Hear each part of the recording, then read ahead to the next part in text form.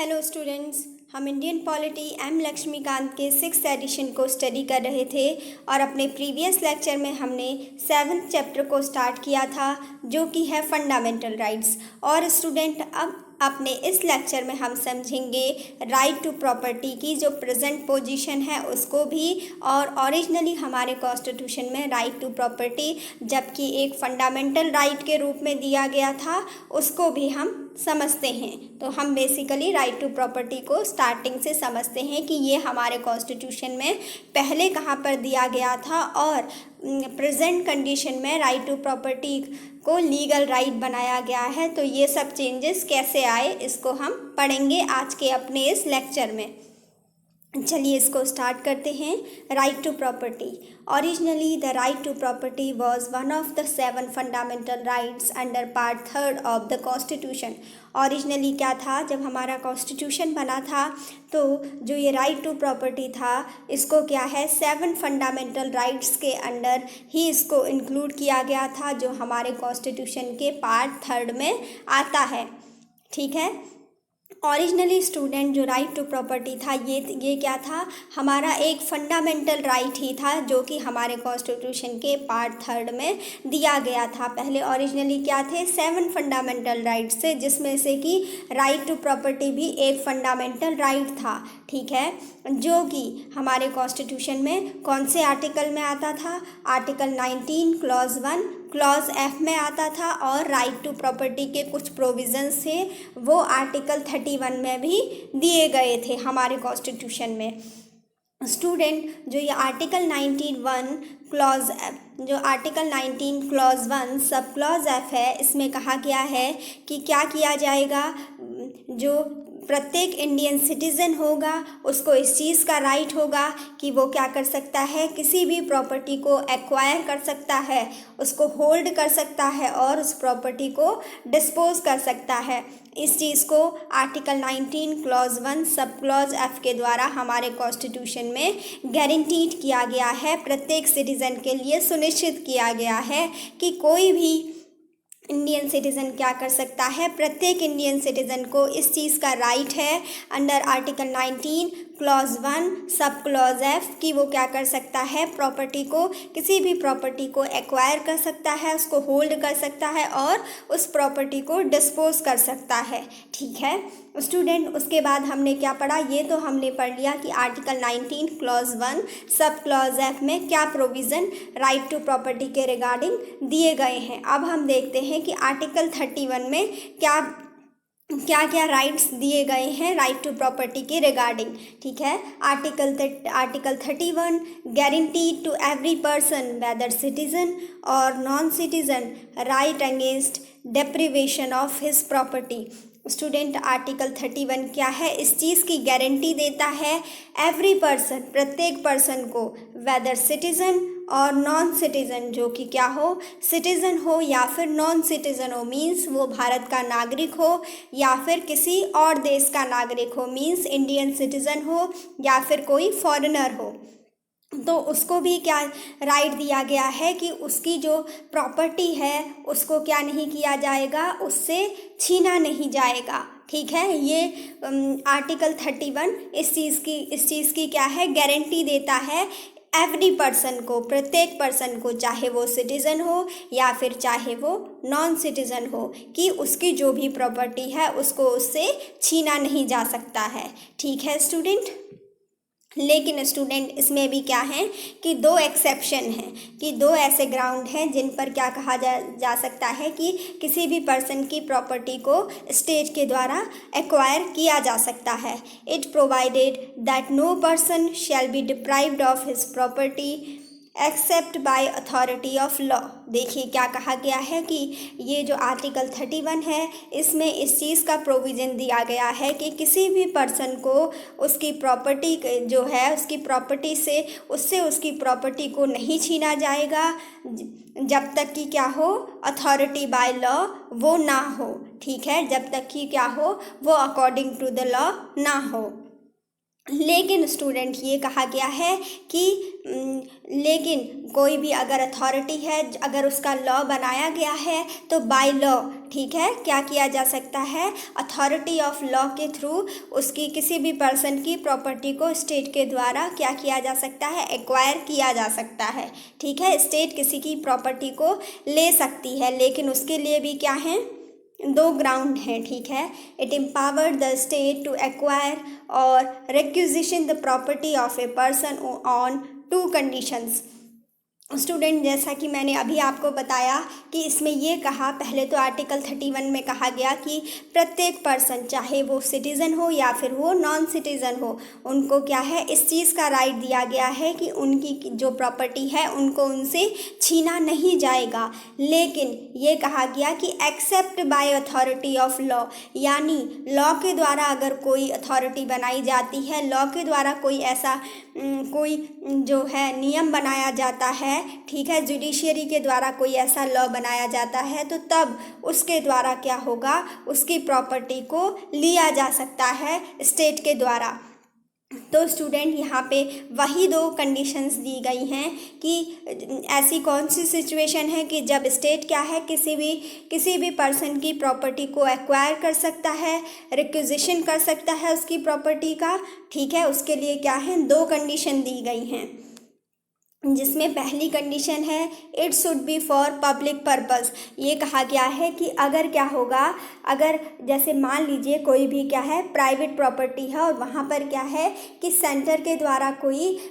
Hospital बनाया जाना है, कोई स्कूल खोला जाना है, तो तब क्या है, किसी भी हाउसिंग सोसाइटी की क्या है, उस प्रॉपर्टी को एक्वायर किया जा सकता है स्टेट के द्वारा। ठीक है, दूसरा है, और क्या है, उसका कोई क्या होना चाहिए, पब्लिक इम्पोर्टेंस होना चाहिए, पब्लिक पर्पस होना चाहिए। मान लीजिए कि क्या है, वहाँ पे स्टेट गवर्नमेंट या वहाँ पे क्या है, सेंट्रल गवर्नमेंट कोई हॉस्पिटल बनाना चाहती है, कोई स्कूल बनाना चाहती है ऐसे लैंड पे, ऐसी प्रॉपर्टी पे, तो तब क्या है, उसको एक्वायर किया जा सकता है स्टेट के द्वारा।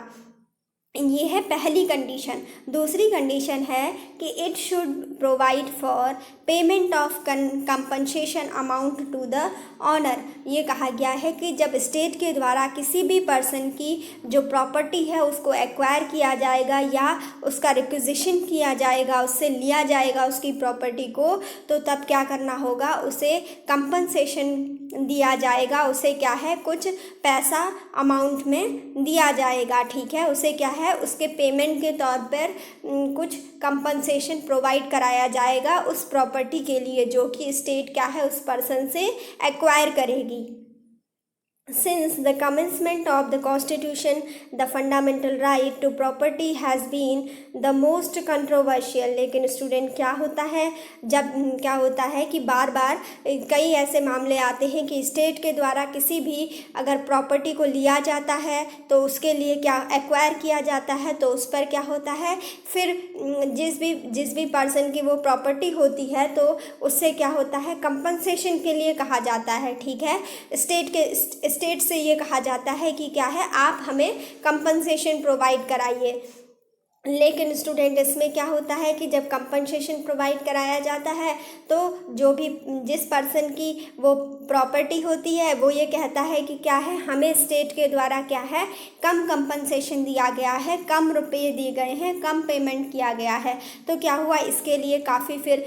वो जो पर्सन है, एग्रीव्ड पर्सन जो समझता है अपने आप को कि जिसकी की प्रॉपर्टी एक्वायर की गई थी स्टेट के द्वारा, वो सुप्रीम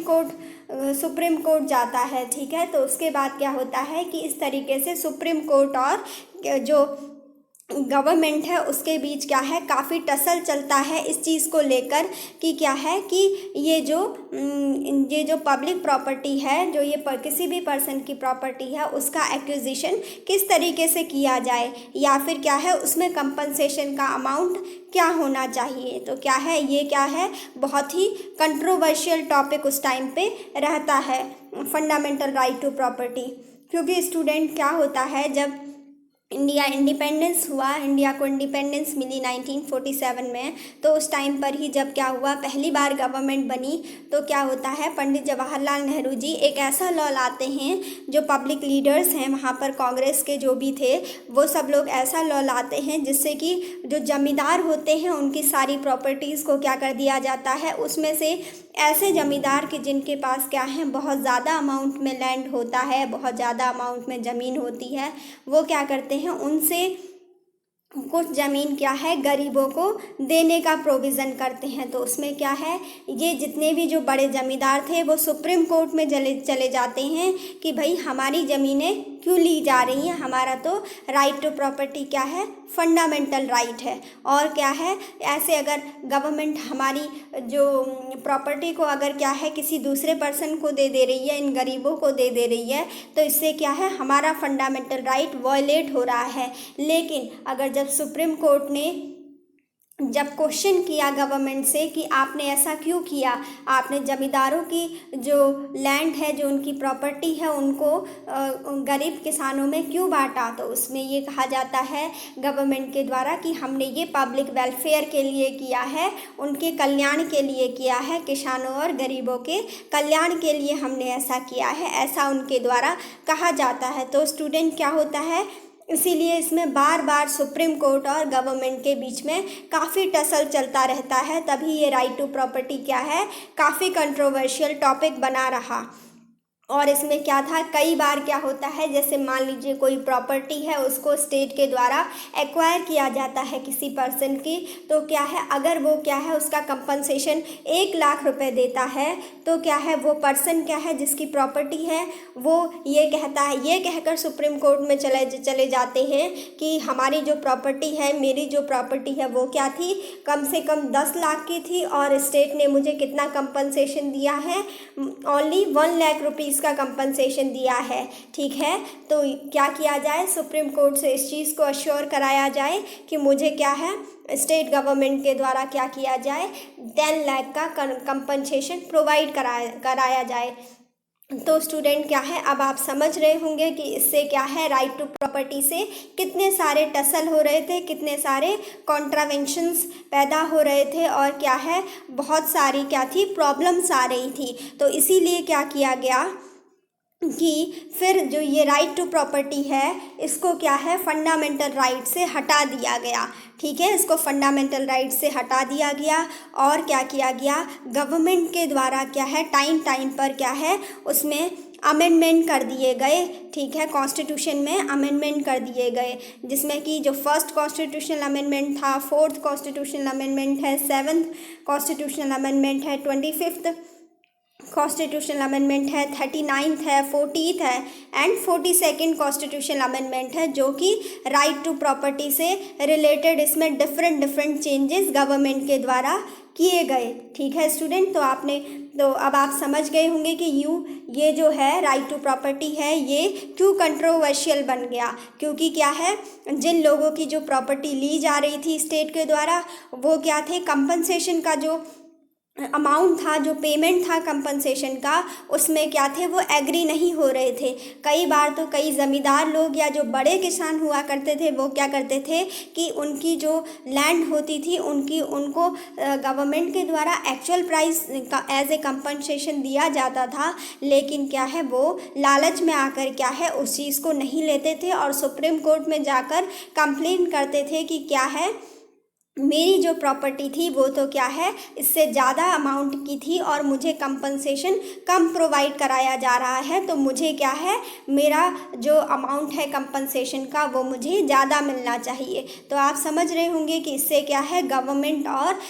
जो सुप्रीम कोर्ट है उसके बीच में क्या है, काफ़ी टसल राइट टू प्रॉपर्टी को लेकर चलता रहा। तो इसीलिए गवर्नमेंट ने क्या किया, इन टसल से बचने के लिए, इन कॉन्ट्रावेंशन से बचने के लिए क्या किया, जो कंट्रोवर्शियल इश्यूज़ हो रहे थे,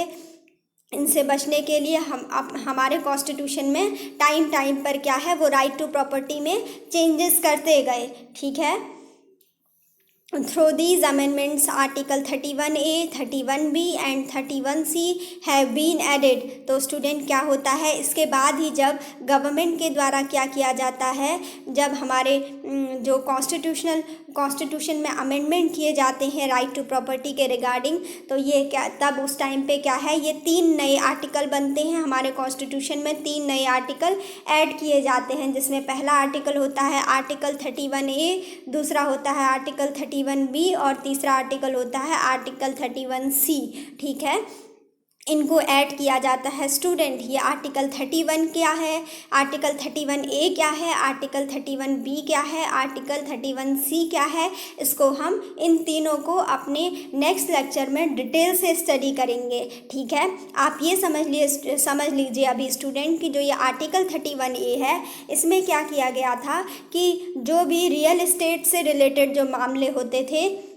मीन्स कि क्या है, जो प्रॉपर्टी से रिलेटेड मामले होते थे उसको क्या है, स्टेट के द्वारा, जो स्टेट गवर्नमेंट थी, स्टेट गवर्नमेंट के द्वारा क्या है, कुछ 5 टाइप्स के जो रियल एस्टेट के जो प्रॉपर्टी से रिलेटेड मामले थे, उनको क्या कर लिया गया था, स्टेट के द्वारा उसको अलग से रिजर्व कर लिया गया था, ताकि जो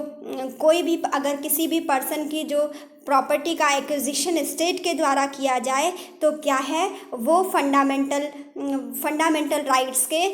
कॉन्ट्रावेंशन पर क्या है, सुप्रीम कोर्ट में उनको चैलेंज ना कर पाए। इस चीज़ से बचने के लिए क्या है, ये जो अमेंडमेंट किए गए थे गवर्नमेंट के थ्रू, इसमें जो है आर्टिकल 31A को इंसर्ट किया गया था। ठीक है, जिसमें कि क्या है, जो ई स्टेट होती है, यानी जो प्रॉपर्टीज़ होती हैं, जो लैंड या प्रॉपर्टी है, इनके रिगार्डिंग क्या है, 5 टाइप्स के जो क्या है प्रॉपर्टीज़ हैं, उनको स्टेट के द्वारा क्या कर लिया गया था, अलग से रिजर्व कर लिया गया था, ताकि कोई भी पर्सन क्या है, वो सुप्रीम कोर्ट में जाके ये ना कहे कि हमारे फंडामेंटल राइट्स का वायलेशन हो रहा है, इस चीज़ पर उसको चैलेंज ना कर पाए। इसीलिए स्टूडेंट, अभी तो क्या है, मैंने इसको खाली समझाया है आपको। अपने नेक्स्ट लेक्चर में इन तीनों आर्टिकल्स को, आर्टिकल 31A, आर्टिकल 31B और आर्टिकल 31C को हम डिटेल से समझेंगे। ठीक है, जबकि स्टूडेंट जो ये आर्टिकल 31B है, इसमें क्या होता है, उसमें ये किया जाता है कि गवर्नमेंट के द्वारा, स्टेट गवर्नमेंट के द्वारा क्या किया जाता है कि कुछ जो भी प्रोविज़न्स बनाए जाते हैं उनको क्या किया जाता है, 9th शेड्यूल में डाल दिया जाता है। स्टूडेंट, 9th शेड्यूल एक ऐसा शेड्यूल था कि जिससे कि क्या है, उस पर पहले तक क्या होता था, जो जुडिशियल रिव्यू की प्रोसेस होती थी वो नहीं होती थी। ठीक है, ताकि उसको सुप्रीम कोर्ट के जो जुडिशियल रिव्यू की प्रोसेस है उससे बचाया जा सके, इसलिए इन्होंने क्या किया, गवर्नमेंट ने आर्टिकल 31B को क्या है, 9th शेड्यूल में उसको रिजर्व कर दिया। ठीक है, ये सब क्या है, गवर्नमेंट के द्वारा एज ए प्रिकॉशनरी बेसिस बनाए गए थे, ताकि कोई भी पर्सन क्या है, राइट टू प्रॉपर्टी के बेसिस पर आकर हमसे ये ना कहें कि हमारे फंडामेंटल राइट्स का वायलेशन हो रहा है स्टेट के द्वारा। ठीक है, उसके बाद स्टूडेंट आर्टिकल 31C आता है और इसको भी लाया गया था। ठीक है, इसको भी हम अपने नेक्स्ट लेक्चर में स्टडी करेंगे, जिसमें कि मैंने आपसे कहा कि इसमें क्या है स्टूडेंट, जो ये आर्टिकल 31C है, इसको हमारे कॉन्स्टिट्यूशन में 25th अमेंडमेंट एक्ट ऑफ 1971 के थ्रू ऐड किया गया था। ठीक है, और इसमें ये कहा गया था स्टूडेंट कि जो हमारे directive principles of state policy हैं, उसमें जो आर्टिकल 39B है और आर्टिकल 39C है, उसको क्या है, उसके जो प्रोविजंस हैं उसको फंडामेंटल राइट्स के वायलेशन के बेसिस पर चैलेंज नहीं किया जा सकता है सुप्रीम कोर्ट में। ऐसा प्रोविज़न किया गया था आर्टिकल 31C में। ठीक है स्टूडेंट, ये है, इन तीनों का मैंने एक बेसिक इंट्रोडक्शन दे दिया। अपने नेक्स्ट लेक्चर में क्या है, हम इन तीनों को अच्छे से समझेंगे। ठीक है, आगे बढ़ते हैं। हम राइट टू प्रॉपर्टी को हम पढ़ रहे थे कि जिसमें क्या है, हमने सबसे पहले समझा कि क्या है कि राइट टू प्रॉपर्टी में क्या किया गया। ये हमारे कॉन्स्टिट्यूशन में पहले एक फंडामेंटल राइट था, जो कि 7 फंडामेंटल राइट में से एक आता था, और ये हमारे कॉन्स्टिट्यूशन के पार्ट 3 में था। ठीक है, राइट टू प्रॉपर्टी, और इसके जो प्रोविजंस थे वो 2 जगह थे। एक तो article 19 clause 1 sub clause F में, और कुछ प्रोविज़न राइट टू प्रॉपर्टी के कहाँ पर थे, आर्टिकल 31 में हमारे कॉन्स्टिट्यूशन में दिए गए थे। फिर स्टूडेंट हमने पढ़ा कि जो article 19 clause 1 sub clause F है, वो क्या करता है, वो प्रत्येक सिटीज़न को किसी भी प्रॉपर्टी को एक्वायर करने का राइट देता है, उसको होल्ड करने का राइट देता है और साथ ही उसको डिस्पोज करने का राइट देता है। और उसके बाद हमने पढ़ा कि जो आर्टिकल 31 है, एक तो हमने पढ़ लिया कि ये क्या है, हमारे कॉन्स्टिट्यूशन में ओरिजिनली राइट टू प्रॉपर्टी को article 19 clause 1 sub clause F में और आर्टिकल 31 में दिया गया था। ठीक है, तो आर्टिकल 31 में राइट टू प्रॉपर्टी से रिगार्डिंग क्या प्रोविज़न किए गए थे। आर्टिकल 31 में ये बताया गया था, इस चीज़ को सुनिश्चित किया गया था कि कोई भी पर्सन, चाहे वो सिटीज़न हो या फिर वो नॉन सिटीज़न हो, वो उसकी जो प्रॉपर्टी है उसको उससे छीना नहीं जा सकता है, उसको उसकी प्रॉपर्टी से डिप्राइव नहीं किया जा सकता है। ठीक है, लेकिन स्टूडेंट इसमें क्या है, इन्होंने कंडीशन रख दी थी कि आर्टिकल 31 में कि किसी भी पर्सन को उसकी प्रॉपर्टी से क्या है, डिप्राइव नहीं किया जाएगा, उससे उसकी प्रॉपर्टी को नहीं छीना जाएगा accept by authority of law. लेकिन क्या रख दिया कि अगर लॉ के द्वारा कोई भी अथॉरिटी बनाई गई है, कोई ऐसा कानून बना दिया गया है, तो तब क्या है, किसी भी पर्सन की प्रॉपर्टी को स्टेट के द्वारा एक्वायर किया जा सकता है, फिर उस प्रॉपर्टी को लिया जा सकता है। फिर स्टूडेंट इसमें हमने पढ़ा कि क्या है, स्टेट क्या है, दो कंडीशन में किसी भी पर्सन की जो पर्सनल प्रॉपर्टी है, जो प्रॉपर्टी है, उसको क्या कर सकता है, एक्वायर कर सकता है। ठीक है, उसमें पहली कंडीशन हमने पढ़ी कि ये क्या होना चाहिए, कोई भी जो किसी भी पर्सन की प्रॉपर्टी को स्टेट के द्वारा तभी एक्वायर किया जाएगा जबकि क्या हो, वो किसी पब्लिक पर्पस के लिए ली जा रही हो। जैसे कि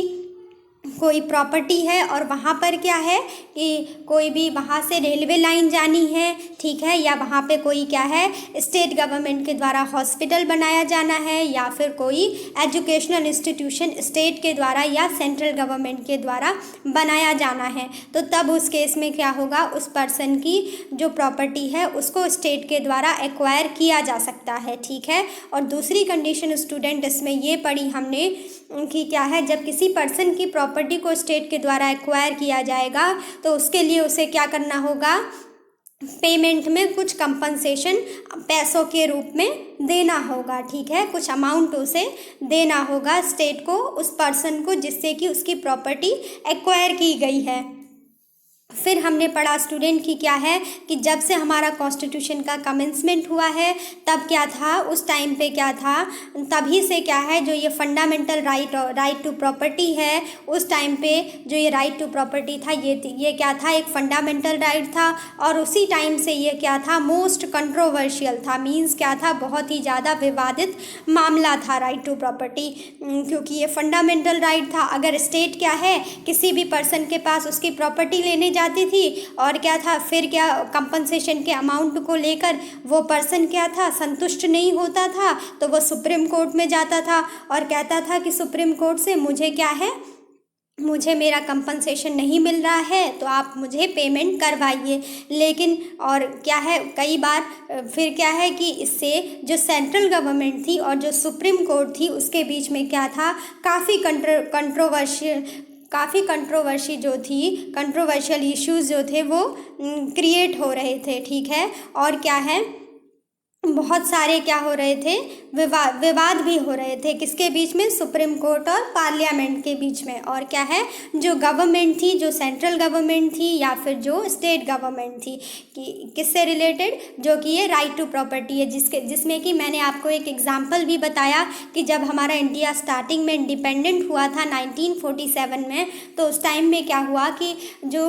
हमारी जो फर्स्ट कैबिनेट बनी, कि जिसमें ये हमारे जो कांग्रेस के जो पब्लिक लीडर्स थे, जैसे पंडित जवाहरलाल नेहरू थे, तो इन लोगों ने क्या किया,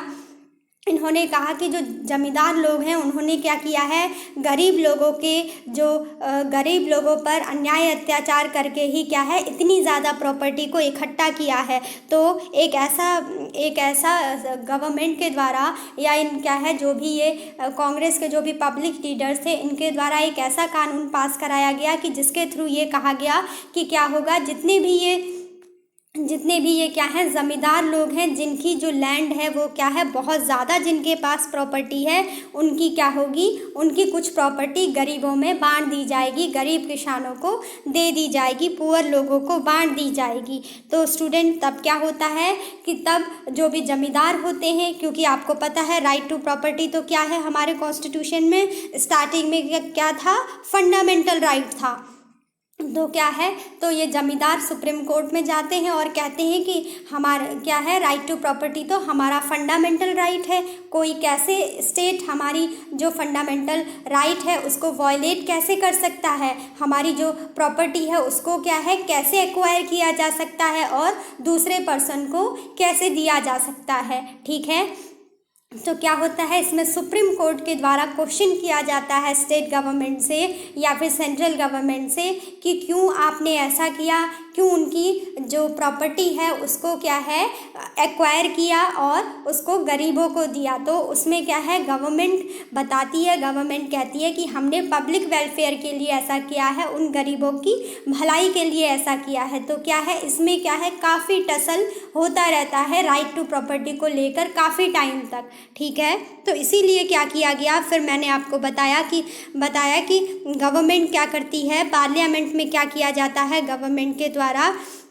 इस राइट टू प्रॉपर्टी को लेकर टाइम पर क्या है कॉन्स्टिट्यूशनल अमेंडमेंट किए जाते हैं, जिसमें कि first constitutional amendment, fourth constitutional amendment, 7th, 25th, 39th, 40th and 42nd amendment किए गए। ठीक है, फिर हमने ये पढ़ा कि जब ये अमेंडमेंट किए गए तो हमारे कॉन्स्टिट्यूशन में इसके थ्रू क्या है in property right to property के रिगार्डिंग ही ये तीनों आर्टिकल रिलेटेड हैं। ठीक है, इसमें ये कहा गया कि क्या है हमारे कॉन्स्टिट्यूशन में फिर इन अमेंडमेंट्स के बाद इन अमेंडमेंट के थ्रू क्या हुआ, ये 3 आर्टिकल जो हैं हमारे कॉन्स्टिट्यूशन में नए ऐड किए गए, article 31A, article 31B and article 31C। और इनका मैंने आपको बेसिक इंट्रोडक्शन दे दिया था और मैंने कहा कि क्या है इसको हम नेक्स्ट लेक्चर में इन तीनों आर्टिकल्स को अच्छे से समझेंगे पूरा डिटेल में। और स्टूडेंट एक बार हमने जितना पढ़ा पूरा इसको रिवाइज कर लिया। ठीक है, उसके बाद हम आगे पढ़ते हैं कि क्या है सुप्रीम कोर्ट के द्वारा जो भी क्या है सुप्रीम कोर्ट के द्वारा जो भी जजमेंट दिए जाते थे उस चीज़ को नलिफाई करने के लिए क्या है पार्लियामेंट के द्वारा क्या किया गया, गवर्नमेंट के द्वारा टाइम पर क्या है अमेंडमेंट किए गए, ताकि मैंने आपको बताया कि आर्टिकल 31 में क्या किया गया था, स्टेट गवर्नमेंट के द्वारा कुछ 5 जो ऐसे सब्जेक्ट थे प्रॉपर्टी से रिलेटेड, लैंड से रिलेटेड, उनको क्या है स्टेट के द्वारा रिजर्व कर लिया गया था, ताकि कोई भी पर्सन आके उनसे सुप्रीम कोर्ट में जाके क्या हो उनसे ये ना कहे कि हमारे फंडामेंटल राइट्स का वायलेशन हो रहा है। इस बेसिस पर क्या है आर्टिकल 31A को कोई चैलेंज ना करे। ठीक है, और इसी प्रकार के क्या हैं नए प्रोविज़न्स गवर्नमेंट के द्वारा टाइम पर जोड़े गए, जिससे कि क्या है वो क्या कर रही थी अपने आप को सिक्योर कर रही थी, ताकि उनको क्या है कोई भी अगर पर्सन की प्रॉपर्टी को स्टेट के द्वारा एक्वायर किया जाता है तो वो ये ना कहे कि क्या है इससे क्या है हमारा फंडामेंटल राइट क्या हो रहे हैं वायलेट हो रहे हैं। और ऐसे ही फिर मैंने बताया था कि जो आर्टिकल 31B है उसमें क्या किया गया था कि गवर्नमेंट के द्वारा कुछ ऐसे लॉज बनाए गए और उनको क्या किया गया जुडिशियल रिव्यू की प्रोसेस से बचाने के लिए उसको आर्टिकल 31B में जो आर्टिकल 31B है इसके जो प्रोविजंस हैं उसको 9th शेड्यूल में इंक्लूड कर दिया गया। और स्टूडेंट मैंने आपको बताया था कि जो 9th शेड्यूल है हमारे कॉन्स्टिट्यूशन का उसमें क्या था, पहले तक उसमें ये रूल था कि अगर उसमें कोई भी नियम कानून या कोई भी एक्ट या कोई भी लॉ आपने एक बार उसमें डाल दिया तो उसका फर्दर उसके बाद जुडिशियल रिव्यू नहीं किया जा सकता था। मीन्स क्या है वो सेफ रहता था, वो ज्यों का त्यों बना रहता था। ठीक है, उसको कोई चैलेंज नहीं कर सकता था। ठीक है, तो इसीलिए क्या है कि कोई पर्सन उसको चैलेंज ना कर पाए, उस चीज़ से बचाने के लिए उन्होंने क्या है जो गवर्नमेंट थी उन्होंने क्या किया आर्टिकल 31B में जो भी प्रोविजंस बनाए गए थे उनको 9th शेड्यूल में डाल दिया था, 9th शेड्यूल में उसको रख दिया था। लेकिन स्टूडेंट क्या होता है कुछ टाइम के बाद ठीक है, उसको क्या किया जाता है, अब क्या है जो 9th शेड्यूल है उसको जुडिशियल रिव्यू के लिए ओपन कर दिया गया है। अब जुडिशियल रिव्यू 9th शेड्यूल में जितने भी एक्ट्स हैं उन पर भी किया जा सकता है। ठीक है, अगर वो लॉज गलत पाए जाते हैं तो उनको सुप्रीम कोर्ट के द्वारा क्या कर दिया जाएगा, नल एंड वॉइड डिक्लेयर कर दिया जाएगा। ठीक है, लेकिन स्टूडेंट जब ये स्टार्टिंग में ये आर्टिकल डाले गए थे, आर्टिकल 31 भी डाला गया था, तो तब उसमें ये कॉन्सेप्ट था कि 9th शेड्यूल में अगर कोई भी लॉ बनाकर डाला जाएगा तो वो क्या होगा, उसका जुडिशियल रिव्यू नहीं किया जा सकता है। और इसी चीज़ से बचने के लिए ही गवर्नमेंट ने उस टाइम पर ये प्रोविज़न्स किए थे अपनी सेफ्टी में। ठीक है, नेक्स्ट था स्टूडेंट इसमें कि आर्टिकल 31C, जिसमें कि मैंने बताया कि इसमें directive principles of state policy में जो आर्टिकल 39B है और आर्टिकल 39C है, उसके जो प्रोविज़न हैं उनको रखा गया और कहा गया कि उनका जो इनेक्टमेंट है उसको फंडामेंटल राइट्स के जो अगर क्या होता है उनसे उनका कॉन्ट्राडिक्शन होता है फंडामेंटल राइट्स से, तो क्या होगा, तब भी क्या होगा, उनको इस बेसिस पर चैलेंज नहीं किया जा सकता है। किसको, आर्टिकल 39B और आर्टिकल 39C को इस बेसिस पर चैलेंज नहीं किया जा सकता है कि ये फंडामेंटल राइट्स का वायलेशन कर रहे हैं। ठीक है, ये है आर्टिकल 31C में ऐसे प्रोविज़न्स किए गए थे। तो स्टूडेंट अब आप समझ रहे होंगे कि ऐसा क्यों कर रही थी गवर्नमेंट, ताकि कोई भी उस सुप्रीम कोर्ट में जाके उनको क्या ना करे, चैलेंज ना कर पाए। ठीक है, और ये अमेंडमेंट करती जा रही थी टाइम के साथ साथ, जिससे कि जो सुप्रीम कोर्ट के द्वारा जो भी क्या है जजमेंट दिए जा रहे हैं उनके इफ़ेक्ट को क्या किया जा सके, नलीफाई किया जा सके, उनको शून्य किया जा सके, उनके इफ़ेक्ट को ख़त्म किया जा सके। To protect certain laws from being challenged on the ground of contravention of fundamental rights। जैसा कि स्टूडेंट मैंने आपको बताया अभी कि आर्टिकल 31A, आर्टिकल 31B और आर्टिकल 31C तीनों को बनाया ही इसी ग्राउंड में था कि क्या हो, कोई भी फंडामेंटल राइट्स के वायलेशन के बेसिस पर क्या है, इन आर्टिकल्स को चैलेंज करने सुप्रीम कोर्ट में ना जा पाए। ठीक है, most of the litigation centered around the obligation of the state to pay compensation for acquisition or requisition of private property. ये कहा गया है कि क्या था कि जो स्टेट का ऑब्लिगेशन था कंपनसेशन के लिए, किसी भी प्राइवेट प्रॉपर्टी का जब एक्विजिशन किया जा रहा था या उसको लिया जा रहा था, उसको अधिग्रहण किया जा रहा था, तो जितने भी जो मुकदमे हो रहे थे सुप्रीम कोर्ट में, जितने भी मुकदमे आ रहे थे, जितने भी लिटिगेशंस हो रहे थे, वो सब क्या थे, किसके अराउंड थे, उसमें यही हो रहा था, यही कहा जा रहा था कि क्या है, स्टेट के द्वारा जो कंपनसेशन है, जबकि उन्होंने किसी की प्राइवेट प्रॉपर्टी को एक्वायर किया है और स्टेट के द्वारा जो कंपनसेशन है वो क्या है, सही से नहीं दिया गया, या क्या है, एक प्रॉपर अमाउंट में नहीं दिया गया, या अपनी इस ऑब्लिगेशन को कंप्लीट नहीं किया गया, पूरा नहीं किया गया। इससे रिलेटेड क्या है, बहुत ज़्यादा जो भी लिटिगेशन आ रहे थे, जो भी मुकदमे हो रहे थे, वो क्या थे, इसी के चारों ओर थे। मीन्स कि उसका केंद्र क्या था, यही सब चीज़ें थी। कहा जा रहा था कि क्या है, स्टेट क्या है, पेमेंट नहीं कर रहा है, ठीक है, प्रॉपर कंपनसेशन नहीं दे रहा है अगर वो किसी भी प्राइवेट प्रॉपर्टी का एक्विजिशन कर रहा है। तो इस चीज़ के लिए क्या है, सुप्रीम कोर्ट में बहुत सारे मुकदमे हो रहे थे उस टाइम पर। स्टूडेंट, जैसा कि मैंने आपको ये बात पहले ही समझा दी है, ठीक है, कि वहाँ पर तो क्या है, इस तरीके से बहुत सारे क्या चल रहे थे, कॉन्ट्राडिक्शन चल रहे थे, किसके बीच में, पार्लियामेंट के बीच में और सुप्रीम कोर्ट के बीच में। पार्लियामेंट की तरफ से क्या हो गया, जो स्टेट गवर्नमेंट हो गई या फिर सेंट्रल गवर्नमेंट हो गई, और सुप्रीम कोर्ट।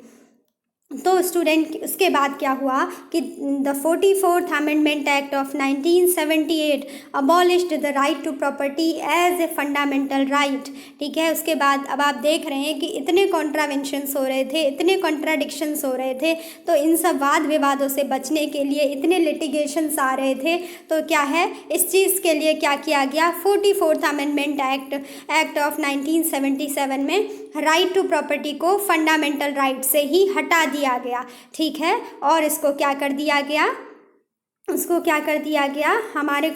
इसको रिपील कर दिया गया। कहाँ से? ये था पहले ओरिजिनली हमारे कॉन्स्टिट्यूशन में article 19 clause 1 sub clause F में और आर्टिकल 31 में। तो इनको दोनों ही जगह से रिपील कर दिया गया, वहाँ से हटा दिया गया। फंडामेंटल राइट्स में था राइट टू प्रॉपर्टी, कहाँ पर था? Article 19 clause 1 sub clause F में और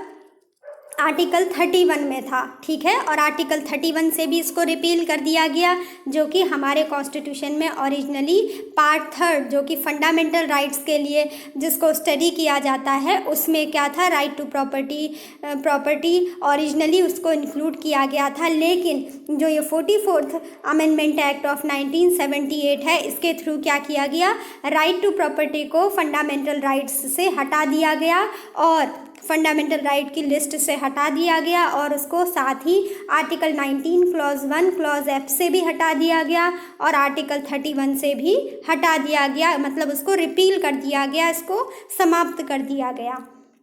Instead, the act inserted a new article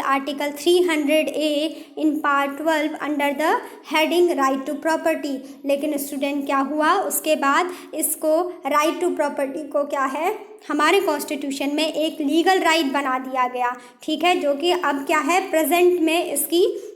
जो प्रेजेंट सिचुएशन है वो ये है कि ये क्या है, हमारा क्या है, राइट टू प्रॉपर्टी अब एक लीगल राइट है और ये हमारे कॉन्स्टिट्यूशन में अंडर आर्टिकल 300A आता है, जो कि हमारे कॉन्स्टिट्यूशन के पार्ट 12 में है। ठीक है, अगर पूछा जाए स्टूडेंट एग्जाम में क्वेश्चन आता है कि राइट टू प्रॉपर्टी हमारे कॉन्स्टिट्यूशन के कौन से पार्ट में है, प्रेजेंट टाइम में कौन से पार्ट में है? पार्ट 12 में है और ओरिजिनली किस में था? 3rd पार्ट में था, जो कि फंडामेंटल राइट्स के लिए था और अब किस में है? अब है 12th पार्ट में। और कौन से आर्टिकल के अंडर अब राइट टू प्रॉपर्टी एक लीगल राइट है? Under article 300A। इस चीज़ को ध्यान रखिएगा।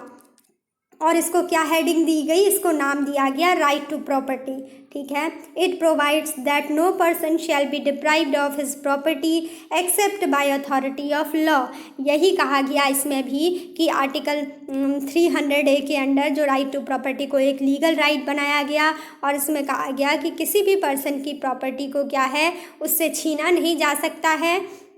Accept by authority of law. क्या है? लेकिन एक कंडीशन में छीना जा सकता है, अगर क्या है, लॉ के द्वारा कोई भी अथॉरिटी बनाई गई है, तो तब क्या है, किसी भी पर्सन की जो राइट टू प्रॉपर्टी है उससे उसकी जो प्रॉपर्टी है उसको एक्वायर किया जा सकता है, उसको डिप्राइव किया जा सकता है। लेकिन क्या है, अदर सिचुएशन में क्या है, कभी भी उसकी प्रॉपर्टी को नहीं किया जा सकता है। ठीक है, लेकिन अथॉरिटी ऑफ लॉ के थ्रू उसकी प्रॉपर्टी को एक्वायर किया जा सकता है। ये प्रोविज़न आया अंडर आर्टिकल 300A में, जो कि अब क्या है, पार्ट 12 में है और राइट टू प्रॉपर्टी अब क्या है, लीगल राइट है। Thus, the right to property still remains a legal right और एक कॉन्स्टिट्यूशनल राइट। ठीक है स्टूडेंट, ये कहा गया है कि तब से जो ये 44th अमेंडमेंट एक्ट ऑफ 1978 हुआ, उसके थ्रू क्या किया गया कि इसको एक राइट टू प्रॉपर्टी को एक लीगल राइट बना दिया गया, या फिर इसको हम क्या कहते हैं, कॉन्स्टिट्यूशनल राइट भी कहते हैं, क्योंकि हमारे कॉन्स्टिट्यूशन में तो ये जो राइट टू प्रॉपर्टी था ये एज ए फंडामेंटल राइट क्या है, पहले से ही दिया गया था, लेकिन इसको अबॉलिश कर दिया गया एज ए फंडामेंटल राइट। तो क्या है, इसको बाद में क्या नाम दिया गया, लीगल राइट या फिर कॉन्स्टिट्यूशनल राइट, क्योंकि कॉन्स्टिट्यूशन में तो ये पहले से ही है। ठीक है, though no longer a fundamental right, लेकिन अब ये क्या है, राइट टू प्रॉपर्टी अब एक फंडामेंटल राइट नहीं है। ठीक है, और अगर ये स्टूडेंट फंडामेंटल राइट नहीं है तो क्या होगा, ये हमारे कॉन्स्टिट्यूशन के बेसिक स्ट्रक्चर भी नहीं कहलाएगा, बेसिक स्ट्रक्चर का पार्ट भी नहीं है। It is not a part of the basic structure of the constitution. अगर पूछा जाए कि क्या राइट टू प्रॉपर्टी हमारे कॉन्स्टिट्यूशन के बेसिक स्ट्रक्चर में आता है, नहीं, राइट टू प्रॉपर्टी क्या है, हमारे कॉन्स्टिट्यूशन के बेसिक स्ट्रक्चर का पार्ट नहीं है। ठीक है, क्योंकि ये क्या है, अब फंडामेंटल राइट नहीं है। The right to property as a legal right has the following implications। Student इसमें ये कहा गया है कि ठीक है, अब क्या है, राइट टू प्रॉपर्टी को एक लीगल राइट बना दिया गया है और इसके क्या हैं, क्या क्या इसके इम्प्लीकेशंस हैं, क्या क्या इसके प्रभाव हैं, क्या क्या इसके इफ़ेक्ट हैं, इसके लिए क्या क्या कंडीशंस हैं, इनको अब हम पढ़ते हैं। इसमें पहली कंडीशन दी गई है कि it can be regulated, that is curtailed, abridged or modified without constitutional amendment by an ordinary law of the parliament। Student अब क्या हो गया, राइट टू प्रॉपर्टी एक लीगल राइट हो गया। तो क्या है, इसको कहा गया है कि अगर इसको रेगुलेट करना है, मींस कि इसको कर्टेल करना हो, इसको अब्रिज करना हो, या फिर कर्टेल मींस इसको हटाना हो, अब्रिज करना हो, या फिर इसमें मॉडिफाई करना हो कोई भी, तो उसको क्या किया जा सकता है, बिना किसी कॉन्स्टिट्यूशनल अमेंडमेंट के किया जा सकता है, एक ऑर्डिनरी लॉ के थ्रू। ठीक है, एक ordinary law of the parliament के द्वारा, एक ऑर्डिनरी लॉ के थ्रू ही अब क्या किया जा सकता है, इस जो लीगल राइट है, राइट टू प्रॉपर्टी है, इसको कर्टेल किया जा सकता है। इसमें अगर मॉडिफाई करना है, कोई चेंज लाना है तो वो किया जा सकता है, और अगर इसको हटाना है तो इसको पार्लियामेंट के एक ऑर्डिनरी लॉ के थ्रू हटाया जा सकता है। ठीक है, और इसके लिए क्या है, अब राइट टू प्रॉपर्टी के लिए क्या है, कोई भी कॉन्स्टिट्यूशनल अमेंडमेंट को करने की ज़रूरत नहीं है। ठीक है, क्योंकि ये क्या है, एक फंडामेंटल राइट नहीं है, ये एक लीगल राइट है जिसे कि पार्लियामेंट के ऑर्डिनरी लॉ के द्वारा ही रेगुलेट किया जा सकता है। It protects private property against executive action but not against legislative action। Student ये बताया गया है कि जो राइट टू प्रॉपर्टी है अंडर आर्टिकल 300 हमारे कॉन्स्टिट्यूशन के जो पार्ट 12 में है, वो क्या करता है, वो किसी जो राइट टू प्रॉपर्टी है उसको क्या है, प्रोटेक्ट करता है किसी भी पर्सन की प्रॉपर्टी को अगेंस्ट द एग्जीक्यूटिव एक्शन। अगर क्या है, एग्जीक्यूटिव एक्शन मीन्स कि मान लीजिए क्या है, किसी डिस्ट्रिक्ट का डिस्ट्रिक्ट मजिस्ट्रेट क्या है, अगर आपकी प्राइवेट प्रॉपर्टी पर क्या है, कोई हॉस्पिटल बनवाना चाहता है, कोई एजुकेशनल इंस्टीट्यूशन बनाना चाहता है, तो क्या है, आप उस क्या है वो उस डीएम के लिए, उस डिस्ट्रिक्ट मजिस्ट्रेट से अपनी प्रॉपर्टी को एक्वायर करने से बचाने के लिए क्या कर सकते हैं, सुप्रीम कोर्ट जा सकते हैं। लेकिन स्टूडेंट क्या है, अगर क्या है लेजिस्लेचर के द्वारा, ठीक है, पार्लियामेंट के द्वारा या स्टेट लेजिस्लेचर के द्वारा कोई भी लॉ बनाया जाता है या उनके द्वारा कोई कानून पास कर दिया जाता है और आपकी प्राइवेट प्रॉपर्टी को एक्वायर करने के लिए क्या है कोई लॉ लाया जाता है, तो तब आप क्या है उस चीज़ से मना नहीं कर सकते, तब आपको राइट टू प्रॉपर्टी उस चीज़ से प्रोटेक्शन प्रोवाइड नहीं कराता है, ये कहा गया है। ठीक है, इसमें कि अगर कोई एग्जीक्यूटिव एक्शन है, एग्जीक्यूटिव मीन्स मैंने आपको एग्जांपल दिया कि जैसे किसी डिस्ट्रिक्ट का डिस्ट्रिक्ट मजिस्ट्रेट है, किसी डिस्ट्रिक्ट का जिलाधिकारी है, अगर वो क्या करता है आपकी प्राइवेट प्रॉपर्टी पर कोई हॉस्पिटल बनाना चाहता है तो आप क्या है उसके अगेंस्ट सुप्रीम कोर्ट में जा सकते हैं। लेकिन अगर क्या है पार्लियामेंट में या लेजिस्लेचर के द्वारा कोई भी लॉ बनाया गया है और या उनके द्वारा क्या कहा जाता है कि हम क्या करेंगे, यहाँ पर कोई हॉस्पिटल बनाएंगे, तो तब क्या है ये राइट टू प्रॉपर्टी क्या है आपको उससे प्रोटेक्शन नहीं प्रोवाइड कराता है, लेजिस्लेटिव के एक्शन से आपको प्रोटेक्शन प्रोवाइड नहीं कराएगा। In case of violation, the aggrieved person cannot directly move the Supreme Court under Article 32 for its enforcement। Student जैसा कि अब हम समझ गए हैं कि जो राइट टू प्रॉपर्टी है ये क्या है, अब एक लीगल राइट है, अब ये एक फंडामेंटल राइट नहीं रहा। क्या था कि फंडामेंटल राइट्स के लिए ये प्रोविज़न किया गया था कि अगर किसी भी पर्सन का कोई भी फंडामेंटल राइट अगर वायलेट होता है तो वो उसके लिए क्या है अंडर आर्टिकल 32 क्या कर सकता है, डायरेक्टली सुप्रीम कोर्ट में जा सकता है। लेकिन स्टूडेंट अब ये क्या है, राइट टू प्रॉपर्टी एक लीगल राइट है, तो अगर किसी भी पर्सन की प्रॉपर्टी को स्टेट के द्वारा एक्वायर कर लिया जाता है या किसी भी एग्जीक्यूटिव एक्शन के द्वारा एक्वायर कर लिया जाता है तो क्या है अब वो उसके इन्फोर्समेंट अपने राइट टू प्रॉपर्टी के इन्फोर्समेंट के लिए क्या है supreme court, directly supreme court नहीं जा सकता है। ठीक है, लेकिन स्टूडेंट इस बात को ध्यान रखिएगा कि वो पर्सन क्या है अंडर आर्टिकल 226 क्या है वो हाई कोर्ट जा सकता है, क्योंकि क्या है हाई कोर्ट को भी क्या होता है जितनी भी अदर रिट्स हैं उन सब के लिए क्या है उसको ऑथराइज़ किया जाता है। जितने भी लीगल राइट्स हैं, जितने भी ऑर्डिनरी लॉज हैं, उनसे रिलेटेड इश्यूज़ को हाई कोर्ट के द्वारा सॉल्व किया जाता है। तो कोई ऐसा पर्सन है तो वो क्या कर सकता है जिसकी प्रॉपर्टी को स्टेट के द्वारा एक्वायर कर लिया गया है, ठीक है, अगर वो क्या है उस चीज़ से संतुष्ट नहीं है, एग्री नहीं करता है, तो वो अंडर आर्टिकल 226 हाई कोर्ट में जा सकता है अपनी राइट टू प्रॉपर्टी के इन्फोर्समेंट के लिए। लेकिन अब ये क्या है लीगल राइट है, एक ऑर्डिनरी लीगल राइट है। No guaranteed right to compensation in case of acquisition और requisition of the private property by the state. ये कहा गया है स्टूडेंट, जब से ये क्या है लीगल राइट बना है तो क्या है अब क्या है किसी भी अगर स्टेट के द्वारा क्या किया जाएगा, किसी भी पर्सन की जो प्राइवेट प्रॉपर्टी है उसका एक्विजिशन किया जाएगा या उसको लिया जाएगा, उसका रिक्विजिशन किया जा रहा है किसी भी पर्सन की प्राइवेट प्रॉपर्टी का, तो क्या होगा अब स्टेट के द्वारा कोई गारंटीड कंपनसेशन देने का राइट नहीं है, ठीक है। No guaranteed right to compensation in case of acquisition और requisition of the private property by the state.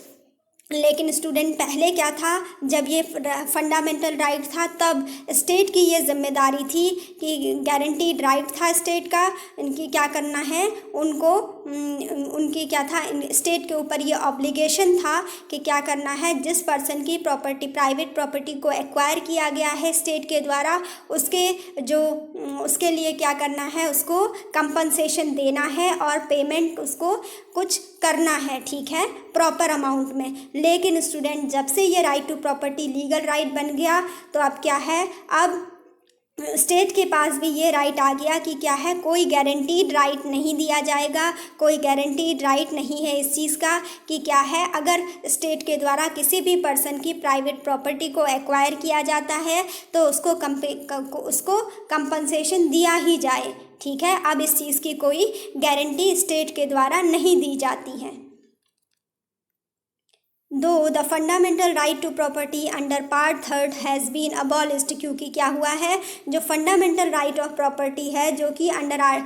Article क्या था आर्टिकल 31 में था और under article 19 clause 1 clause F में था, वो क्या है डिलीट हो गया है, उसको अबॉलिश कर दिया गया है, ठीक है। इसीलिए बताया गया है कि अब गारंटीड राइट ऑफ कंपनसेशन नहीं दिया जाएगा किसी भी पर्सन को उसकी प्राइवेट प्रॉपर्टी के एक्विजिशन पर स्टेट के द्वारा, ठीक है, नहीं दिया जाएगा। इस चीज़ की गारंटी नहीं दी जाएगी कि उसको कंपनसेशन अब देना ही देना है, ठीक है, ये ज़रूरी नहीं है। The part third still carries two provisions which provide for the guaranteed right to compensation in ease of acquisition or requisition of the private property by the state। ये कहा गया है इसमें कि जो पार्ट 3 है उसमें क्या है अभी भी दो ऐसे प्रोविज़न हैं जो कि क्या करते हैं किसी भी प्राइवेट प्रॉपर्टी के स्टेट के द्वारा एक्विजिशन करने पर क्या है कंपनसेशन प्रोवाइड कराने का क्या है गारंटीड राइट देते हैं उस पर्सन को जिसके कि प्राइवेट प्रॉपर्टी को क्या किया गया हो स्टेट के द्वारा एक्वायर किया गया हो, ठीक है। These two cases where compensation has to be paid, ऐसे दो के मतलब क्या हैं दो प्रोविजंस हैं, दो केसेस हैं जहाँ पर कि क्या है अभी भी प्रेजेंट टाइम पे भी अगर स्टेट क्या है किसी की प्रॉपर्टी को प्राइवेट प्रॉपर्टी को अगर एक्वायर करता है तो उसको क्या देना होगा गारंटीड कंपनसेशन देना होगा उस पर्सन को। तो ऐसे कौन कौन से दो पर्सन हैं या कौन से दो टाइप हैं, उसमें पहला है when the state acquires the property of A minority educational institution under article 30, ठीक है स्टूडेंट, जैसा कि हमने पढ़ा था जब हमने आर्टिकल 30 को पढ़ा था कि जो माइनॉरिटी एजुकेशनल इंस्टीट्यूशन हैं उनके लिए क्या था, उनके लिए ये प्रोविज़न था कि अगर स्टेट उनकी किसी भी एजुकेशनल इंस्टीट्यूशन को माइनॉरिटीज़ के क्या करती है उनकी किसी भी प्रॉपर्टी को एक्वायर करती है तो उसके लिए वो क्या देगी रीजनेबल कंपनसेशन प्रोवाइड कराएगी, ठीक है। और ये जो प्रोविज़न था माइनॉरिटी एजुकेशनल इंस्टीट्यूशंस के लिए जो कि उनके जो कंपनसेशन का राइट उनको प्रोवाइड कराया गया था वो ऐड किया गया था 44th अमेंडमेंट एक्ट ऑफ 1978 के थ्रू। ठीक है, इसमें क्या है, अगर कोई माइनॉरिटी एजुकेशनल इंस्टीट्यूशन है, स्टेट के द्वारा उसकी प्रॉपर्टी को एक्वायर किया जा रहा है, तो तब क्या करना होगा, स्टेट की ये मॉरल ऑब्लिगेशन बनता है और स्टेट की ये क्या है, ड्यूटी बनती है, ये गारंटीड राइट टू कंपनसेशन, उसको क्या करना पड़ेगा, कंपनसेशन देना ही पड़ेगा। ठीक है, उस चीज़ के लिए when the state acquires the land held by a person under his personal cultivation and the land is with in the statutory ceiling limits under article 31A। Student, इसमें ये कहा गया है, पहला टाइप तो हमने समझ लिया। पहला केस तो क्या था कि अगर स्टेट के द्वारा किसी भी माइनॉरिटी एजुकेशनल इंस्टीट्यूशन की किसी भी प्रॉपर्टी को एक्वायर किया जाएगा तो उसे उसके लिए क्या करना होगा, गारंटीड राइट टू कंपनसेशन क्या होगा, ये स्टेट को उसको उस पर्सन को देना होगा। ठीक है, यानी उसको कंपनसेशन प्रोवाइड कराना होगा जिस भी प्रॉपर्टी को उसने माइनॉरिटी एजुकेशनल इंस्टीट्यूशन की जो प्रॉपर्टी उसने एक्वायर की है। और दूसरा केस क्या है इसमें कि जब स्टेट के द्वारा क्या किया गया है, किसी भी पर्सन की जो है, जो उसकी पर्सनल जो कल्टीवेशन की लैंड है उसको एक्वायर किया जाता है और किसी भी ऐसे पर्सन की जो किया गया है, जो कि क्या हो, जो प्रॉपर्टी है वो क्या है, स्टैट्यूटरी सीलिंग लिमिट्स के अंदर है। स्टूडेंट, स्टैट्यूटरी सीलिंग लिमिट ये होती है, सीलिंग लिमिट की क्या है, किसी भी स्टेट में ये अलग अलग बनाई जाती हैं। जैसे कि क्या है, मान लीजिए कोई भी एक स्टेट है, वहाँ पे क्या है, ये रूल बना दिया कि क्या होगा, वहाँ पे क्या होगा, 2000 क्या है, ये बता दिया कि इतना स्क्वायर फीट या फिर इतना हेक्टेयर से ज़्यादा अगर किसी की वो होगी, प्रॉपर्टी होगी, तो उससे क्या होगा, उसकी जो इससे ये क्या है, सीलिंग लिमिट कर दी गई है। ठीक है, 2000 जो हेक्टेयर है वो क्या कर दी है, वो उसकी सीलिंग लिमिट कर दी है प्रॉपर्टी की। ठीक है, कि अगर इससे ज़्यादा किसी की लैंड होगी तो वो क्या होगा, वो सीलिंग लिमिट के बाहर होगा। तो स्टूडेंट, इसके लिए ये कहा गया है कि अगर कोई पर्सन क्या है, सीलिंग लिमिट के अंदर है तो उसको क्या किया जाएगा, उसको स्टेट के द्वारा कंपलसरी क्या किया जाएगा, कंपनसेशन प्रोवाइड कराया जाएगा। ठीक है, जो कि अंडर आर्टिकल 31A इसके प्रयोजन किए गए हैं, इसके प्रोविजंस किए गए हैं। ठीक है, और ये हमारे कॉन्स्टिट्यूशन में इसको लाया गया 17th अमेंडमेंट एक्ट 1964 के थ्रू इस कॉन्सेप्ट को ऐड किया गया। ठीक है, कि क्या किया जाएगा, अगर स्टेट के द्वारा किसी भी पर्सन की किसी ऐसी लैंड को एक्वायर किया जाएगा कि जो कि क्या हो, उसकी पर्सनल कल्टीवेशन में आती हो, जिसमें कि क्या हो, वो उसका पर्सनल कल्टीवेशन की लैंड हो और जो उसकी लैंड हो, साथ ही वो क्या हो, एक जो स्टैट्यूटरी सीलिंग लिमिट है उस स्टेट के द्वारा उसके उस लिमिट के अगर अंदर है। ठीक है, उस स्टैट्यूटरी सीलिंग लिमिट के अगर अंदर है उसकी टोटल प्रॉपर्टी जो है, तो तब क्या किया जाएगा, स्टेट के द्वारा उसके लिए क्या किया जाएगा, कंपनसेशन प्रोवाइड कराया जाएगा। ठीक है, article 31A, article 31B and article 31C have been retained as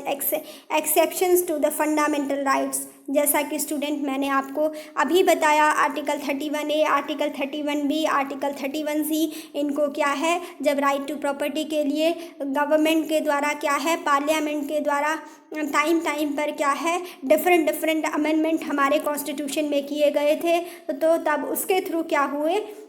उन अमेंडमेंट्स के थ्रू हमारे कॉन्स्टिट्यूशन में ये तीनों आर्टिकल ऐड किए गए। ठीक है, जिनमें कि आर्टिकल 31A, आर्टिकल 31B और आर्टिकल 31C है। इनको इसीलिए रिजर्व किया गया ताकि क्या हो, कोई पर्सन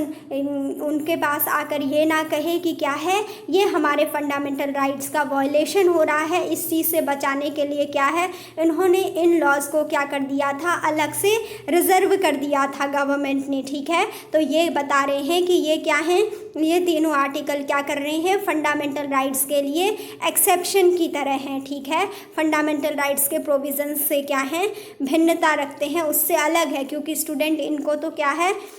इनके प्रोविजंस तो वायलेट कर ही रहे थे, ठीक है। तभी तो इनको क्या किया गया था, अलग से रिजर्व रख दिया गया था, ताकि कोई भी पर्सन क्या है इनको चैलेंज करने सुप्रीम कोर्ट में ना जा सके, इस बेसिस पर कि फंडामेंटल राइट्स का वायलेशन हो रहा है उस पर्सन का, ठीक है। इसीलिए ही इनको, इसी बेसिस पर इनको गवर्नमेंट के द्वारा, पार्लियामेंट के द्वारा क्या किया गया था, रिजर्व किया गया था। तो स्टूडेंट, ये राइट टू प्रॉपर्टी क्या होता है, यहाँ पे हमारा कंप्लीट होता है। आई होप स्टूडेंट कि आपको समझ आया हो। मैंने अपनी तरफ से पूरी कोशिश की आपको समझाने की। और अपने नेक्स्ट अपने लेक्चर में हम पढ़ेंगे article 31A, article 31B, article 31C को अच्छे से समझेंगे। एक बेसिक मैंने इंट्रोडक्शन तो आपको इस लेक्चर में दे ही दिया है इन तीनों का, लेकिन इनको डिटेल में अपने नेक्स्ट लेक्चर में हम स्टडी करेंगे। आई होप स्टूडेंट कि आपको समझ में आया हो। Thanks for watching.